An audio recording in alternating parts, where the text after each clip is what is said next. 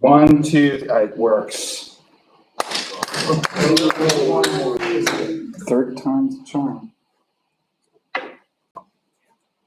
All right, sign in. Let's get this started.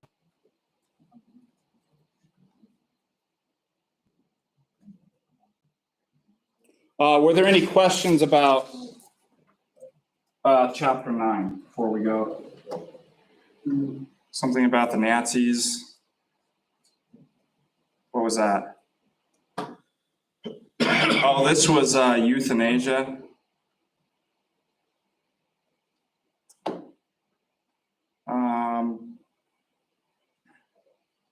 That was just within the slippery slope kind of arguments that we were talking about.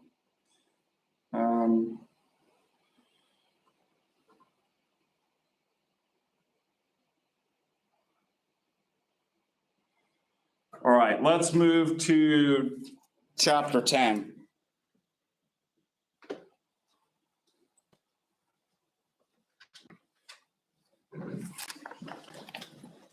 Chapter 10, according to utilitarianism, we must do what is optimific. Remind me what optimific is again? Can you open that window? It's getting hot in here. This doesn't balance the results. Yeah. And to know whether an action's morally required or not, you got to do what? Number one, add up all the benefits it produces and add up all the harms and determine the balance. And then 4, see whether the balance is greater than any other action. Okay.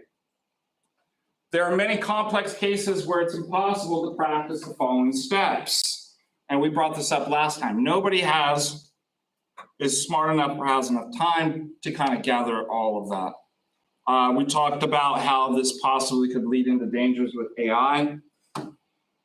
So, but it gets into the issue of just measuring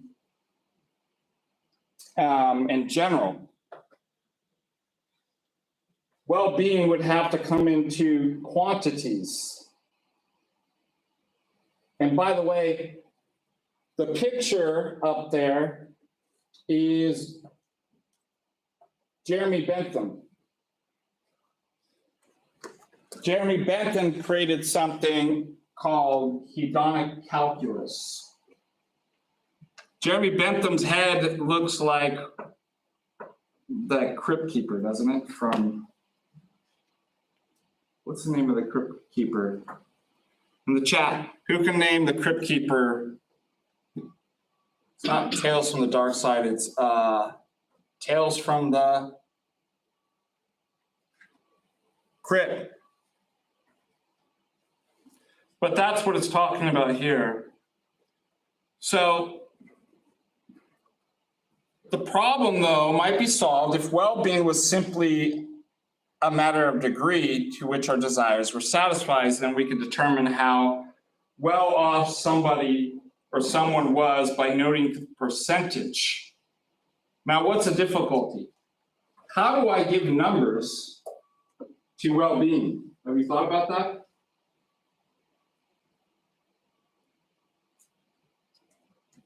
Anybody?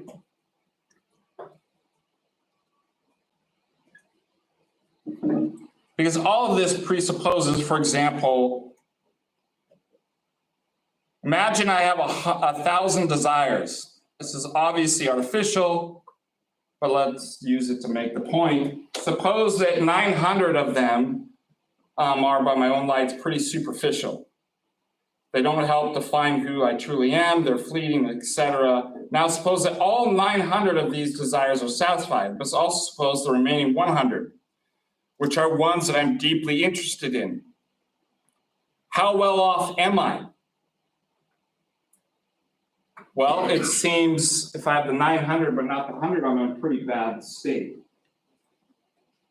This shows that we can't measure well-being by just focusing on percentages. So that's why I have this slide up here.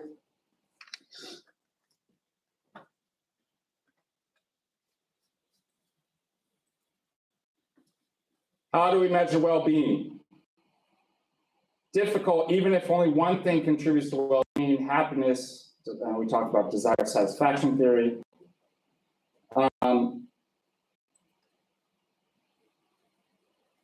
So I can make an argument against utilitarianism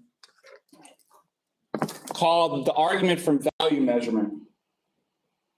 Utilitarianism, premise one, is true only if there's a precise unit of measurement that can determine the value of an action's result. There is no such unit of measurement, therefore utilitarianism is false. Does everybody see what the issue is? How am I possibly going to quantify well-being? I mean, it tells me I'll just put in a formula, but I don't have, according to utilitarianism, any kind of methodology that tells me how to measure that, what number to put on. And furthermore, do you think that it would ultimately rely on a kind of subjectivism? What if one man's 3 is another man's 5? I mean, who determines what the number is going to be? We just all take a vote? So it tends to throw that back into kind of subjectivism, or at least the inability to answer, like, well, I don't know if there's a way. You can't, how are you going to quantify that? Now, did I talk a little bit about, certainly there's a way to say more or less without putting a quantity. Can you give me examples? Something's better or worse even though I don't know what the number is. Or there's more or less of this even though I don't know the exact number. Yeah. It's like someone's happiness if you're homeless or if you have like a good life, I guess.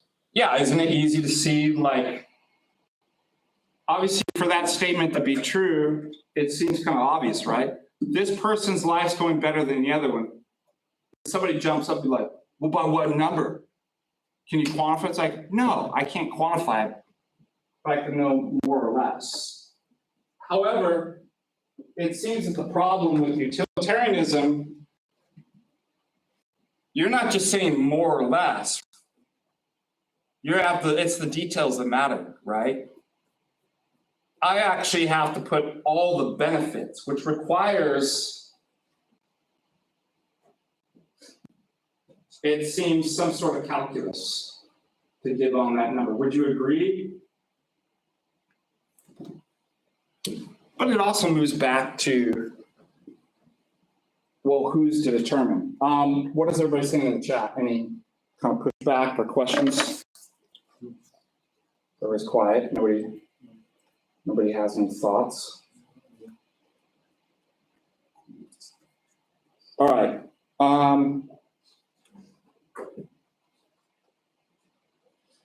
Things are even more difficult if we shift the focus from desire satisfaction theory to pluralistic view of well-being. Such a view claims that there are many sources of personal welfare. The list differs from philosopher to philosopher, but for mood candidates include knowledge, virtue, etc. So that's just showing it makes it more difficult to kind of answer that because different people are going to value different things. Pluralism raises the hard problem, even if we think there are only 2 components of well-being rather than many. Suppose, for instance, that happiness and autonomy are the only things that are intrinsically contribute to the good life. If utilitarianism is right, then we must maximize both of these values. Okay, so the problem is that it's not always possible to do this. This is a cool topic. So what are the 2? Remind me. Suppose it's not pluralistic. Suppose we get it down to 2, and that is what? Happiness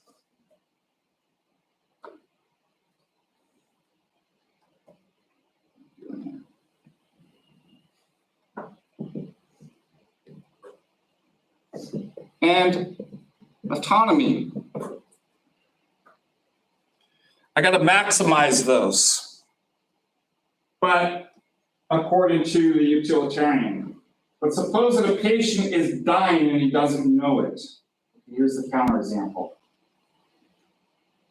His family begs his doctors to keep this a secret. knowing that he will sink into terrible depression if he learns the truth about illness. Still, keeping that information from the patient undercuts the autonomy. So, look, what is this saying? You're trying to maximize happiness, but in doing so, it ends up contradicting the autonomy. What would you do in that situation?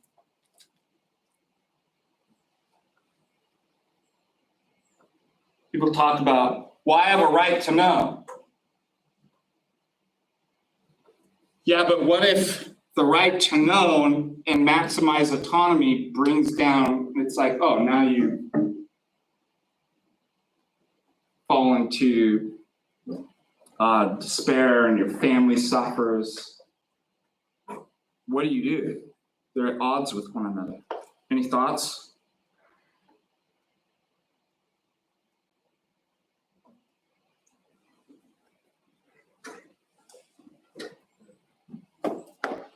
What are they saying? See, guys in the chat, kick up my class. I don't know what's going on. Is utilitarianism ethic and pragmatism epistemology? Could be both.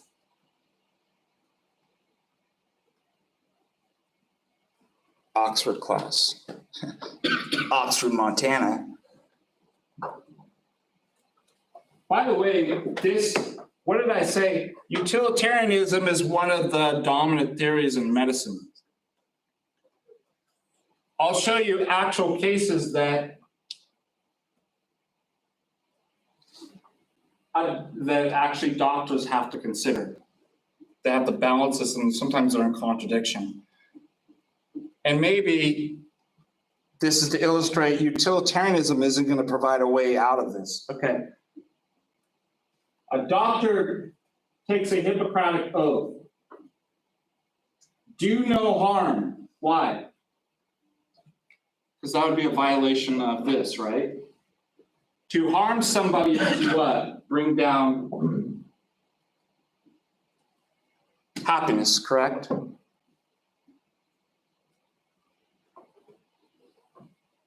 But at the same level, there's some autonomy in medicine, right? Let's say you go in and the doctor, in an attempt to maximize your happiness and do no harm, prescribes you something. And you say, oh, I don't want to take that medicine. The doctor has to respect your autonomy. When does autonomy go too far?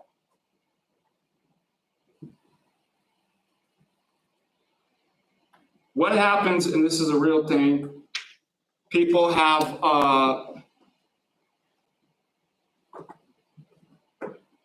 they want for no valid medical reason, want their hands or arms amputee, made an amputee. You're a doctor, what do? Do you cut the arms and, well, the person wants their body parts cut off? Who am I to judge? What's the problem?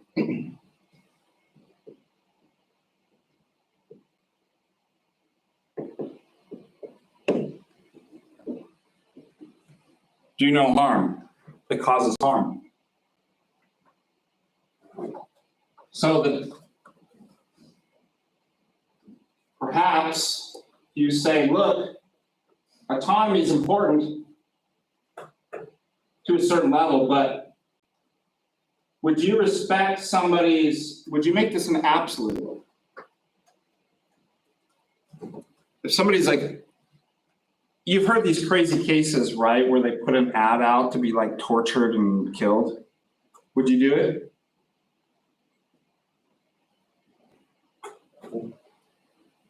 Well, you're not respecting my autonomy. Euthanasia. Somebody wants to end their lives because they feel their life's not worth living. But you're a doctor, and you've promised to do no harm.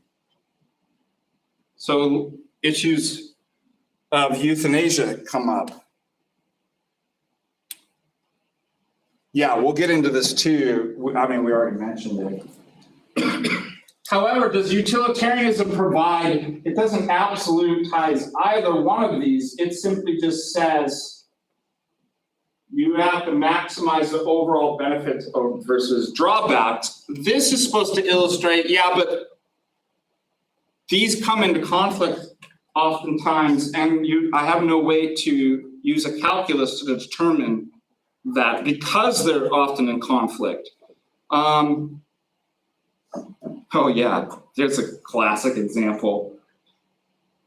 Should the parents allow their teenage daughter to date an older creeper who's known to be abusive and drives a van down by the river? What do you do? Well, I gotta respect my kid, autonomy. What would you do if you're a parent? I would decrease autonomy in every chance I could if I was a parent. Would you let your daughter go out with it? But she's only 15 and he's 54 in a creeper van. And he collects dolls.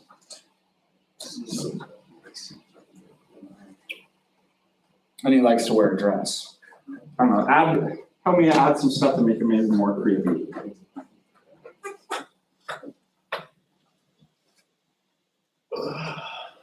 And obviously this example, he beats on people. What would you do?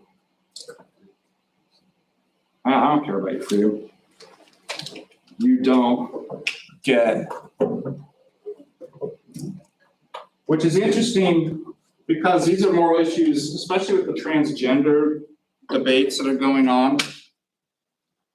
Should a child be it who's not obviously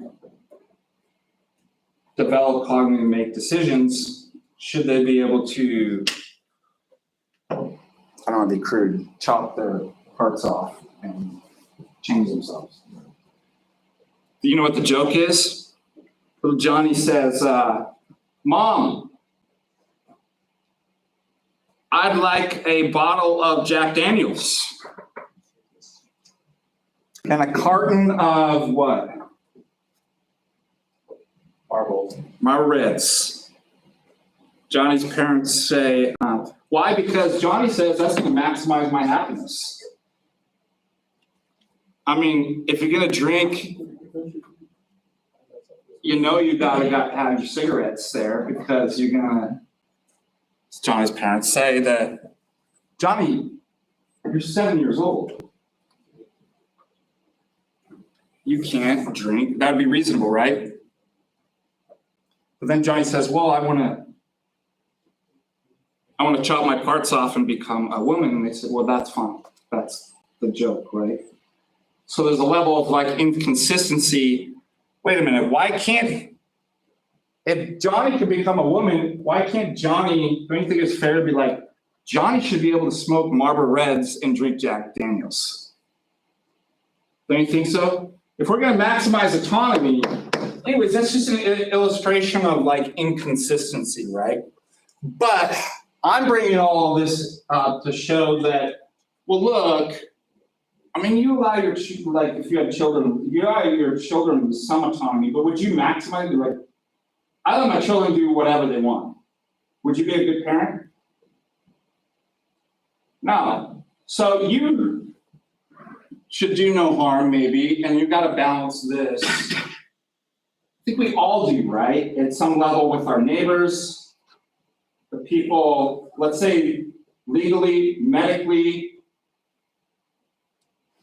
politically. Do you feel that utilitarianism is going to give you a good way to figure that use a formula to figure that out? I don't know. That's what the objection. There's another one about superpowers, is it?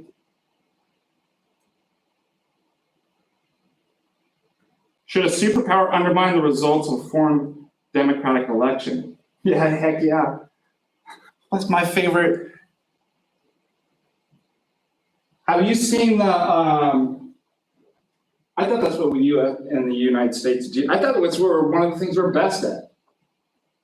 Setting up banana republics, undermining quote unquote democratic elections in other countries. What else? Have you seen this meme?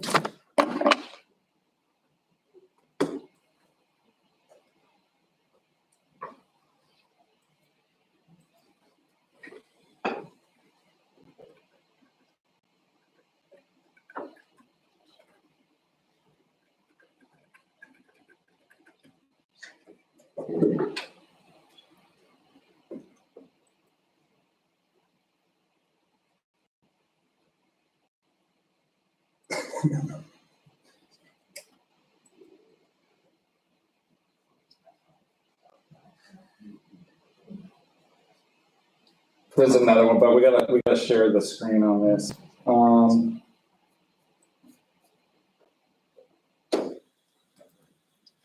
So this is Troy McClure on The Simpsons, and he's like, "Hi, I'm Troy McClure." But then this is, "Hi, I'm the CIA. You might remember me from films such as WMDs in Iraq. We don't know how this cocaine is getting here. And look, it's the Russians." All right, let's find another one.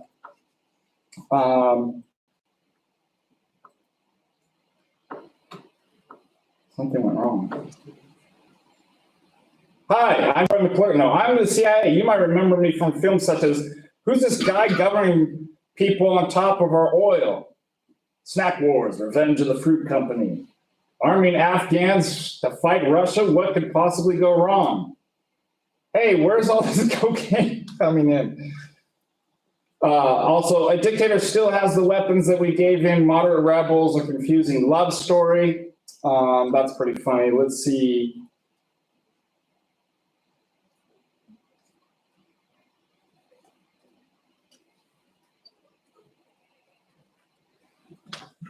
There was another Simpsons.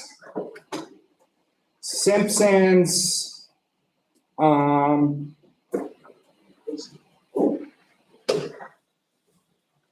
on, I gotta take a search for this.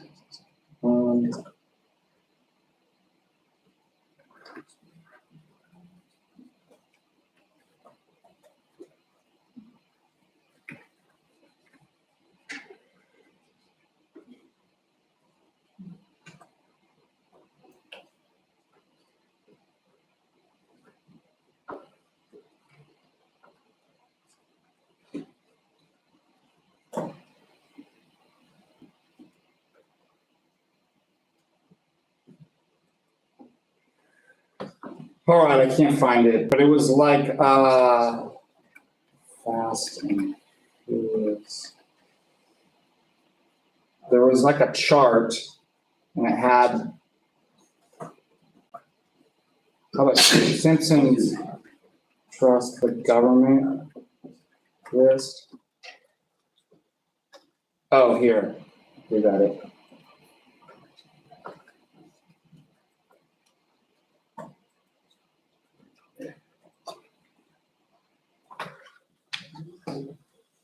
When somebody asks me why I don't trust the government, and then Homer puts up MK Ultra, Operation Northwoods, Operation Paperclip, Operation Fast and Furious, Operation Mockingbird, the Tuskegee experiments, Waco, Ruby Ridge, JFK, NSA spying, Building 7, Gulf of Tonkin, Chicago Black Sites, Flint Ridge, Iran Contra, Gary Webb, the NDAA, Patriot Act, blah, blah, blah. Okay, so that's enough to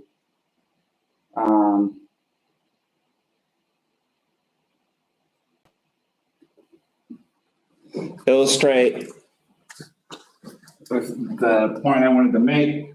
So what do we say?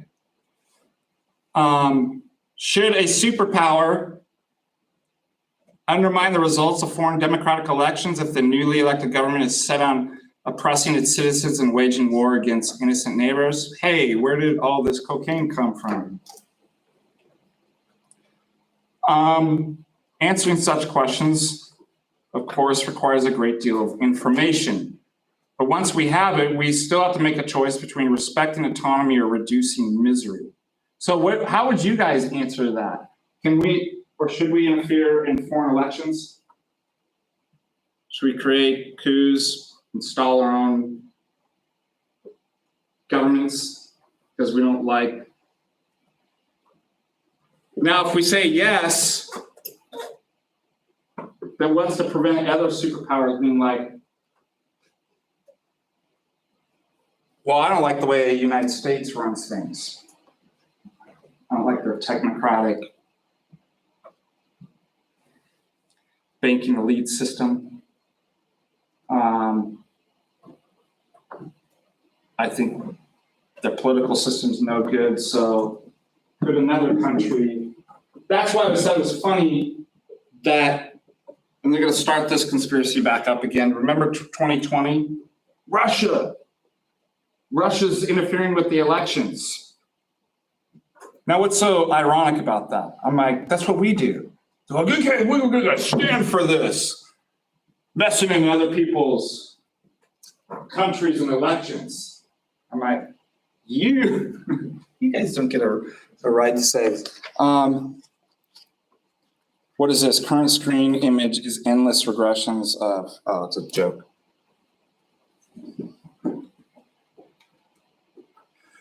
The idea is that utilitarians have no way of answering that.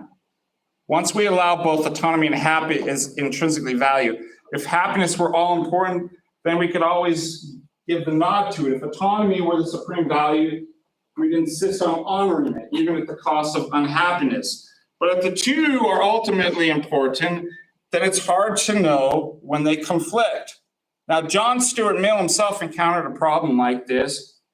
He wanted to protect utilitarians from the objection, oh, doctrine of swine. What does that mean?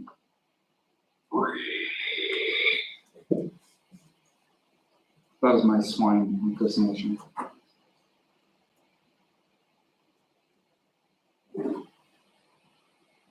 The attraction only to those who prefer an easy life to pleasure, right? That's like a knock of hedonism.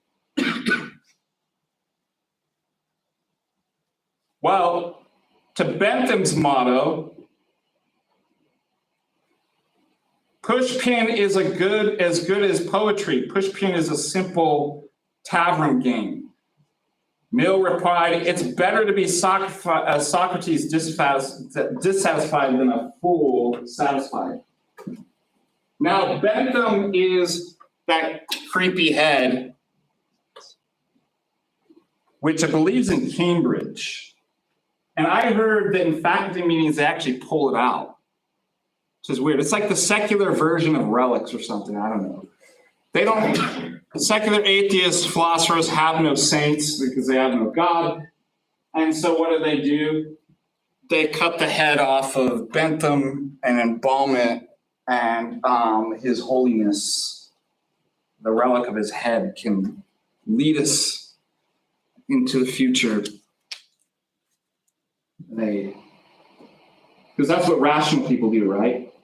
They summon the powers of a dead philosopher's head and bring it out. All right. Bentham urged us to maximize pleasure no matter its quality. Mill couldn't stand for that. He insisted on maximizing the quality over pleasures as well as the quantity. Leave aside Mill's elitism here. His view is that some pleasures are higher than others. That's interesting. So Bentham came up with the hedonic calculus. Now, it was a lot easier for him. Why? Because all pleasures are equal. That gives me a better way of calculating. Let's add it up. What's difficult then is if you're John Stuart Mill and you're like,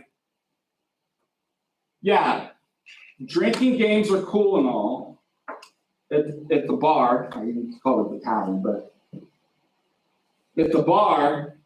But would you all agree there's higher things in life? We talked about hedonism. What was the name for attitudinal pleasures? Going to the theater, playing chess, obviously studying philosophy and logic, watching my YouTube videos. Those are higher pleasures.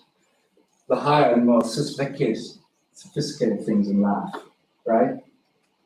Then what? Yeah, getting drunk with your friends, drinking games, that might be fun and all, but. So that's Mill's thing, but that makes it harder. Yeah, but how do I quantify that? It's always you. That is something that you haven't learned about me. The problem is not me, it's you. Isn't that a good philosophy in life? Okay.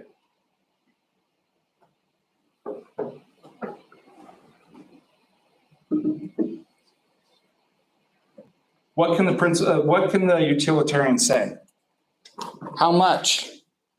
How much more valuable by what number is going to an art museum over eating a bag of potato chips?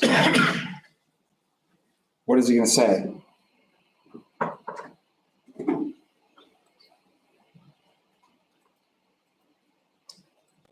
You guys are quiet.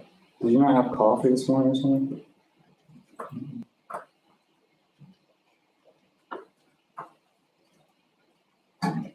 Now, there's two ways to respond to that previous argument. You could reject premise one, but as it points out, it's not enough to get us out of the problem. All right, I'm going to move on to this question.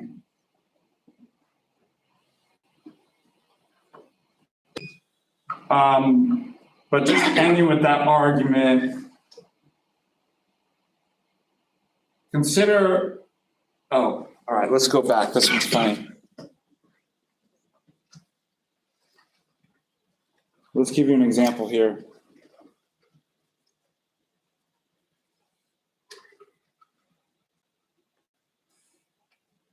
What does it say?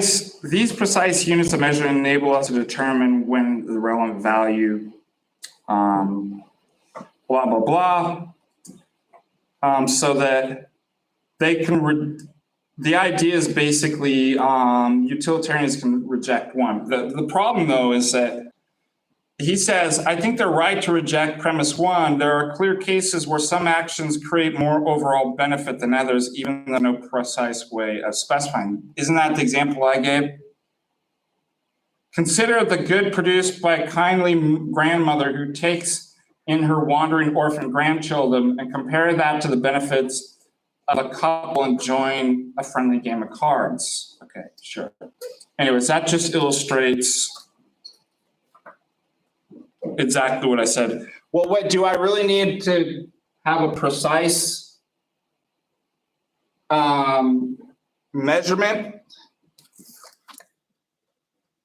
But I could just say, well, some things are obviously better than others. But what about step 3 and 4? Steps 3 asks us to balance the harms and benefits. That's the problem. That's where, yeah, well, if it's just between two things, that might be clear. But I've got all these things to kind of measure and balance, and I need some sort of formula. And so that you can't, as a utilitarian, give me a precise way of dealing with that. Any questions about that? There's many situations we face in the real world that do not fit any of those patterns. Whether one can act as optimistic can be quite unclear. Good. So utilitarianism will lost, namely its ability to give concrete advice about what to do in morally complex situations. All right. So that's criticism 1. Criticism 2 is that utilitarianism is too demanding. Why?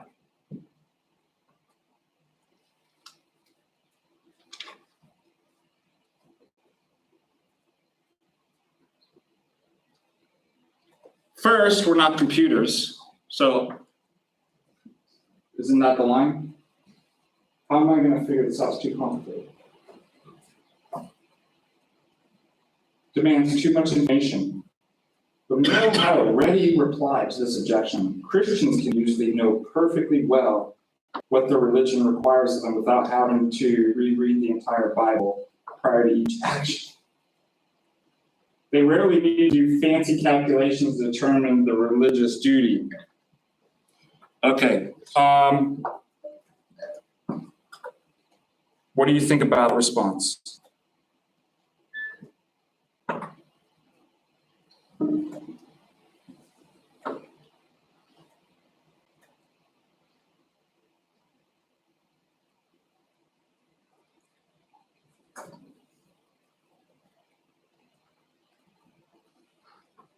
Do you think that's good?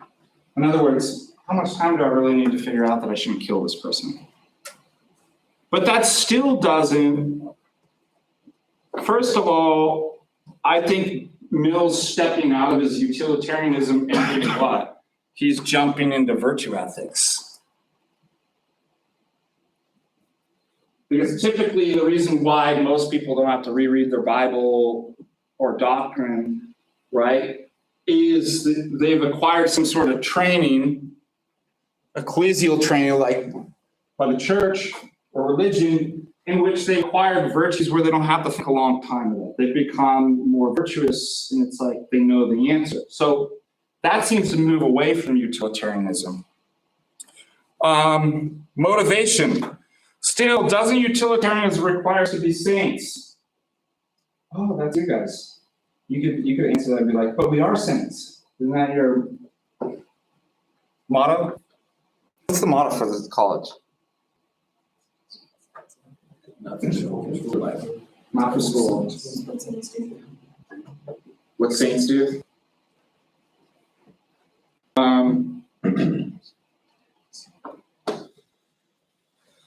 But what does this mean? It doesn't mean students of Carroll College, but if I have to always do what's optimistic, then anything that's not optimistic is wrong. Setting the bar too high for me. Who can live that way? Do you want to know a funny prayer from St. Augustine? Lord, make me a saint, just not yet. Hear that one? It's too high of a bar. I'm always a sinner. I'm always doing wrong. Okay. What do we have to say about that?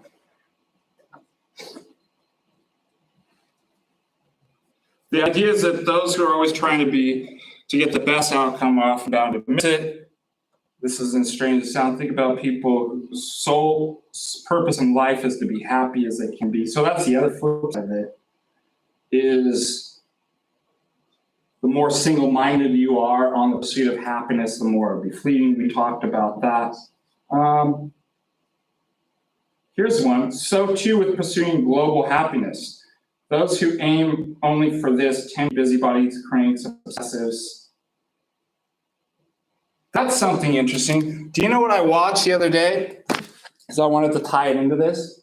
So what is one thing that we've talked about with, I can't see the chat, so.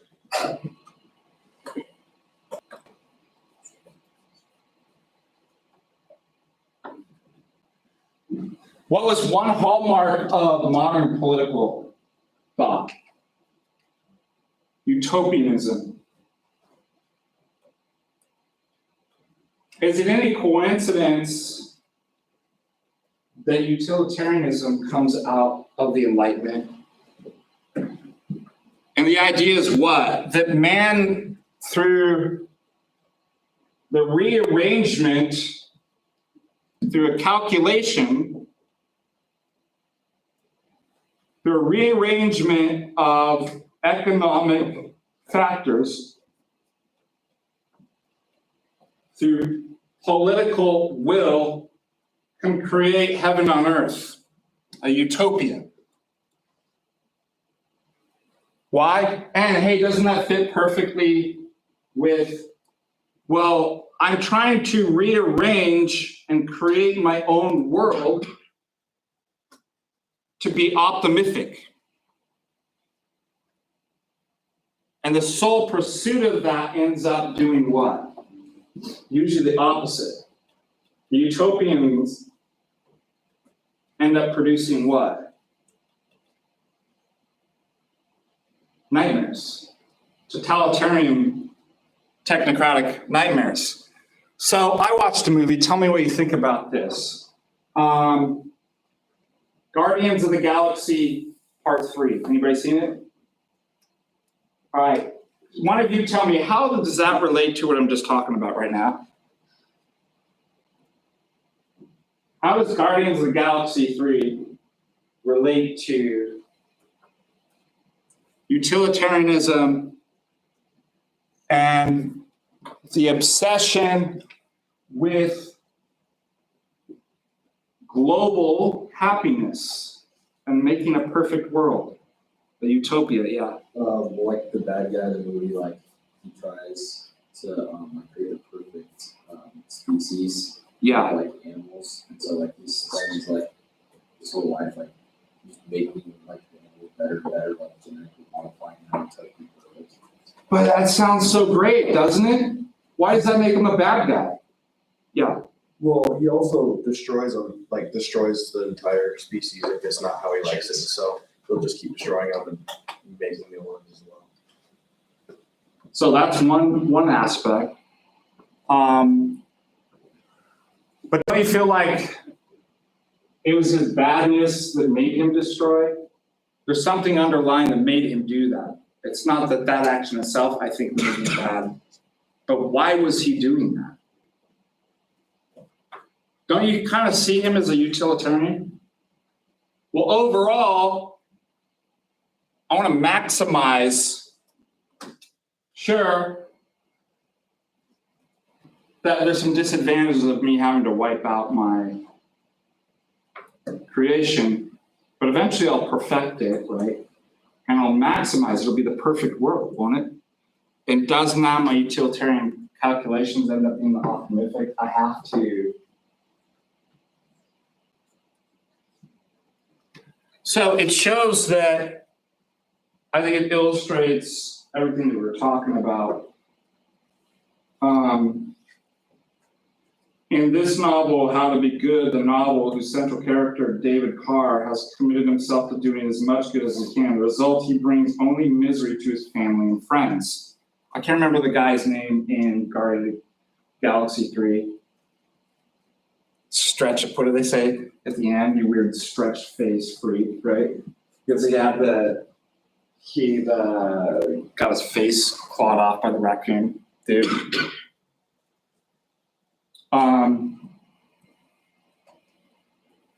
All right, there's another way to think about this. To understand this view, let's take on a new subject. We need to distinguish between decision procedure and standard of rightness. A decision procedure is just what it sounds like, a method for reliably guiding our decisions, so that when we use it well, we make the right decisions we ought to. A standard of rightness tells us the conditions that make actions morally right. Consequentialism is above all, or utilitarianism, is a standard of rightness. It says that an action is right just because it's optimistic. This standard is meant to explain precisely why actions are right. Okay. Now, indeed, most consequentialists think that their standard of rightness is the principle of utility, fails as a decision procedure. Unless we find ourselves in a very unusual circumstance, we should not be asking ourselves whether the act we're about to do is optimistic. So using the principle of utility as a decision procedure would probably decrease the amount of good. So they're using this to answer the kind of objection that we just brought up. So that's because probably spending too much time deliberating or second guessing our motivations thereby reduces our chances of doing good. Wherever that is so, utilitarians require that we use something other than the principle of utility to guide our deliberations. Okay, moving on. Any questions about that? Let's talk about action. Shoot. What did I get? So here we have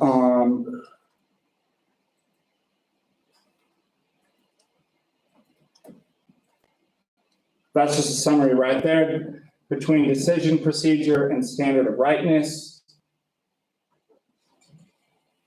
Supererogation.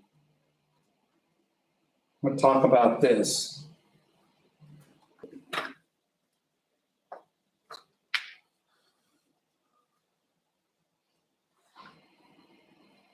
What's supererogation?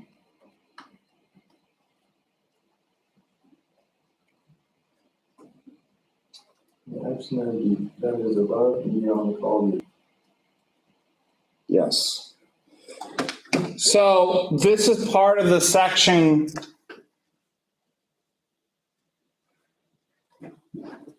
that utilitarianism is too demanding. Okay, so the example here,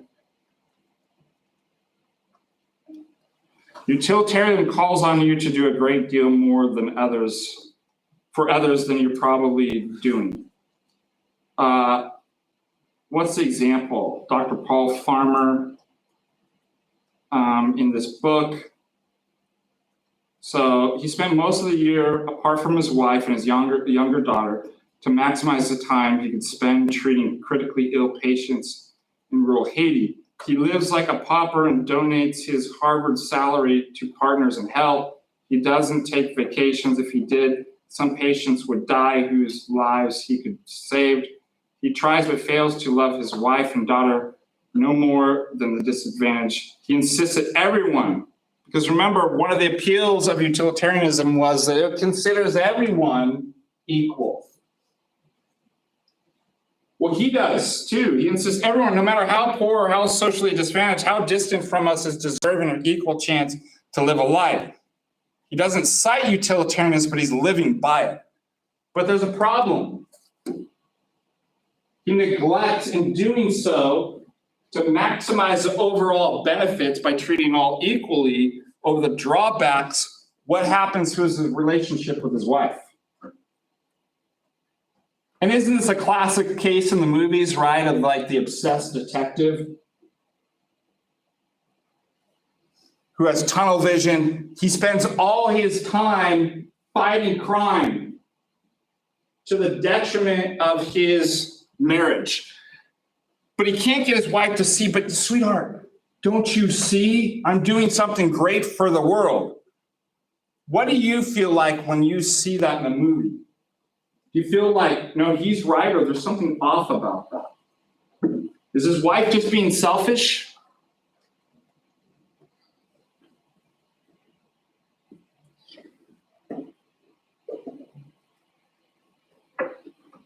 Thoughts?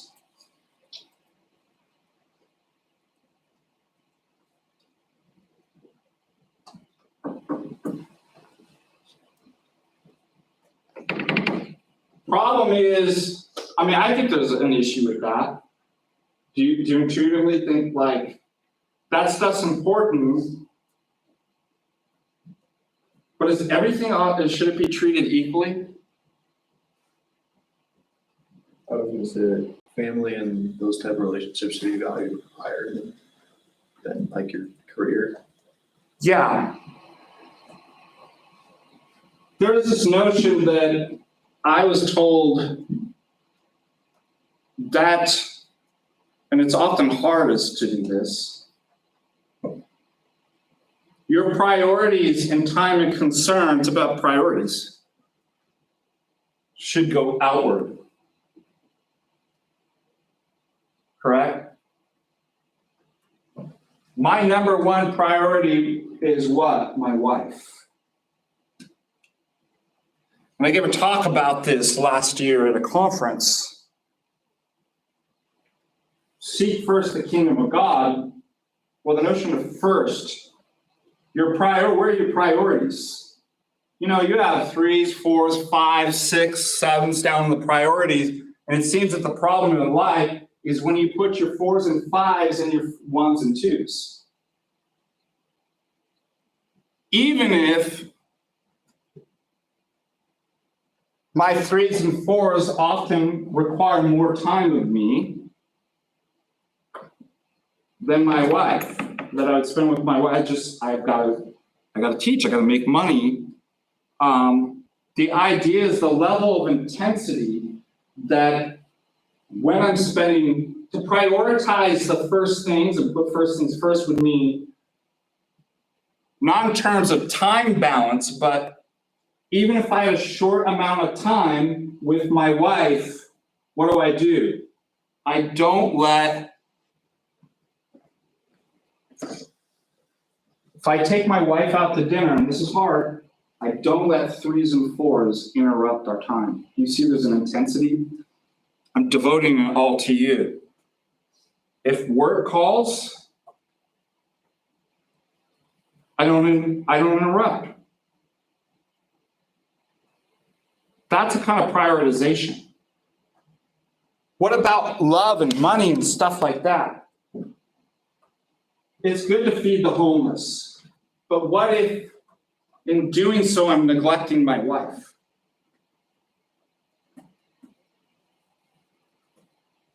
It's good to take in strangers.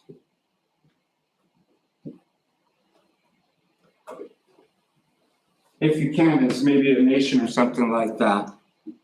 But what happens when you can't even take care of your own and you're bringing people in? Is that an issue? So notice that a lot of things politically, they're being decided on utilitarianism. Everybody's equal, but there seems to be something wrong with that.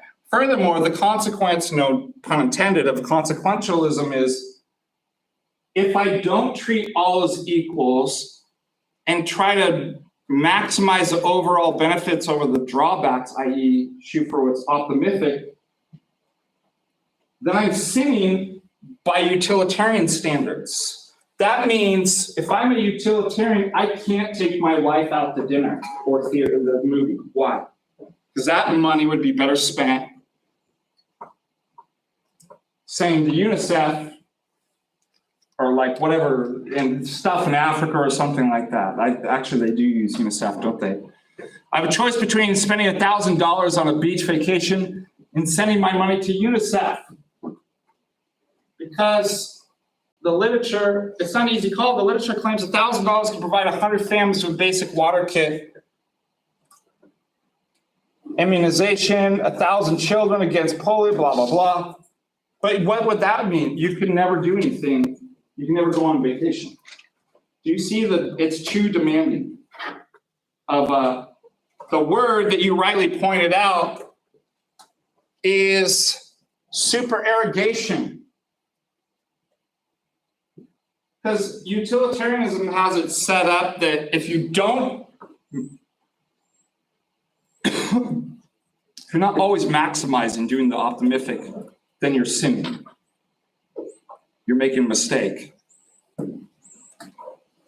What we would say is perhaps, no, I have things that are good. It's good to do this. Then there's things that are over and above the call of duty. So just because I'm not shooting for the highest always doesn't mean I'm doing something wrong, because in my ethical theory, I have the idea of supererogation. All right, very good. We'll pick up on Tuesday. I'll assign 12 if I have them. But one of the problems with utilitarianism too is there's no intrinsic rightness or wrongness. All right, thanks guys in the chat. Sorry for the audio video problems early, but we resolved it.